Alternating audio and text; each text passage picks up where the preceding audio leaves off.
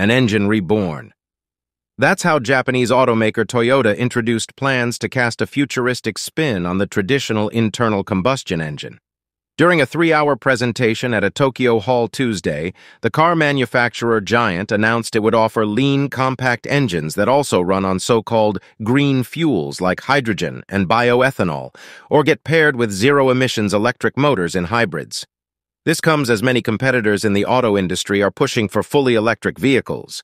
China is revving its push for battery electric vehicles, and its own BYD is threatening to outshine Tesla in that push.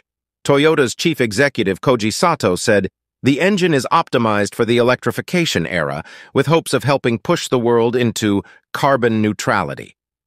Toyota already has a well-known hybrid car, the Prius, with a gas engine and an electric motor. It switches between the two to deliver a cleaner drive. In future hybrids, the electric motor is set to become the main driving power, and the new engine will be designed to take a lesser role and help it along, according to Toyota.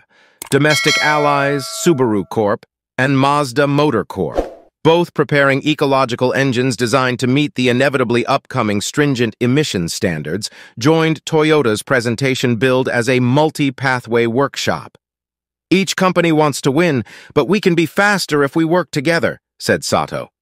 But details on when the engines were coming to market weren't disclosed. The legacy of the car engine could be felt everywhere. Mazda said that its prized rotary engine, introduced more than 50 years ago, was being adapted for electric vehicles. Subaru, meanwhile, showcased its trademark smaller horizontally opposed engine. While Chief Technology Officer Tetsuro Fujinouki confirmed the company was working on a great Subaru-like electric vehicle, he said the company wasn't about to dump the engine altogether. Toyota, too, is working on stylish BEVs. The executive said Tuesday that energy supply conditions differed globally, adding that products had to meet various customer needs and the investments needed for mass-producing BEVs were enormous.